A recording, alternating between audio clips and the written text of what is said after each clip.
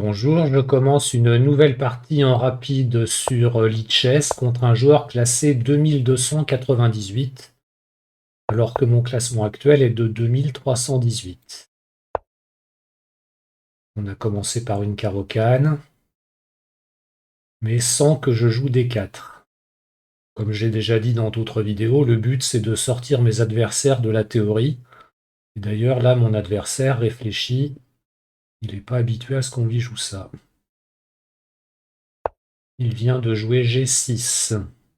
Alors je vais jouer F4. Mon idée c'est de pousser E5 pour bloquer la diagonale de son fou. Alors soit je reprends, donc il vient de jouer D prend E4, soit je reprends du cavalier, soit je reprends du pion. Je reprends souvent du cavalier. Pour changer, je vais reprendre du pion.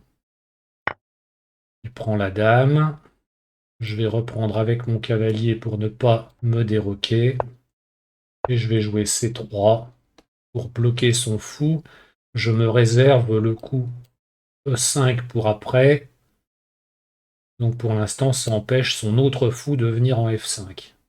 Il va peut-être pousser E5 lui-même. Voilà, c'est ce qu'il fait. Donc je vais le laisser prendre en F4. Je vais avoir un pion isolé de toute façon, mais je vais me développer. Donc il vient de prendre en F4. Je reprends avec mon fou. Il a joué à toute vitesse cavalier F6. Alors je joue cavalier F2. Je défends mon pion. Son fou, s'il veut venir en G4, je le prendrai. Il a joué déjà petit roc. Bien, moi, je vais jouer le grand roc. Il vient de jouer fou E6. Il attaque mon pion A2. Je vais jouer roi B1 pour pas toucher à mes pions.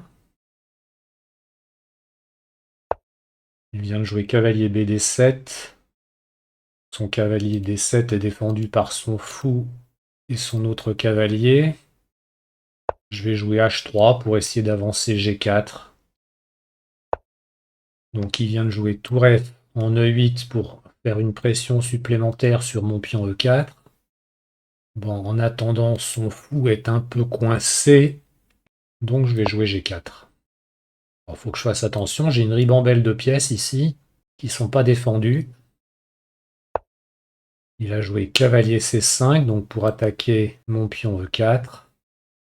Et je joue cavalier G5 pour défendre ce pion. Il a pris quand même le pion. Ah oui, ok, son objectif c'est de me jouer un coup de fou prend A2 pour récupérer la pièce derrière. Effectivement. Et mon fou sera en prise.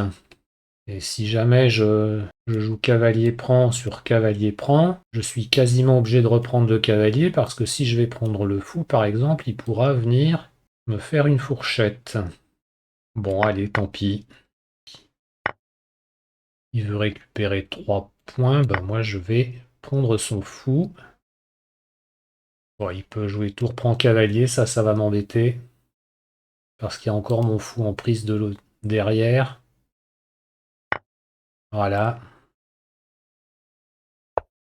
Allez, tour D7. Je vais essayer de me venger sur un pion.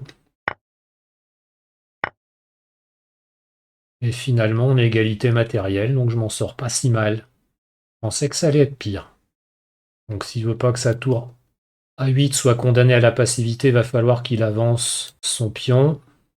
Ou alors il le laisse tomber et il joue des plans comme tour D8, tour D2, tour F2. Bon, j'aimerais bien pouvoir jouer mon fou en C4 pour faire une pression sur le pion F7. Mais pour l'instant, il y a sa tour en F4 qui m'en empêche.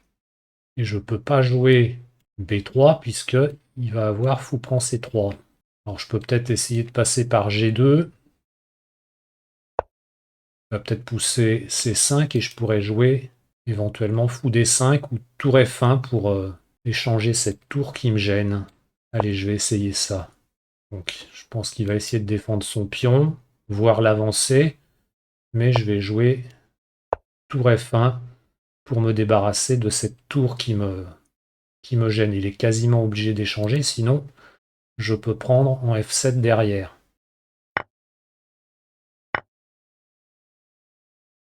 Donc sa tour en C8, elle est un peu passive. Et j'espère que je vais pouvoir le bloquer à un bon moment parce que maintenant c'est son pion F7 qui est attaqué.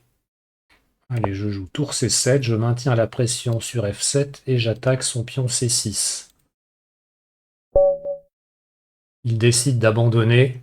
Donc je regarderai à l'analyse à combien Stockfish estime la position.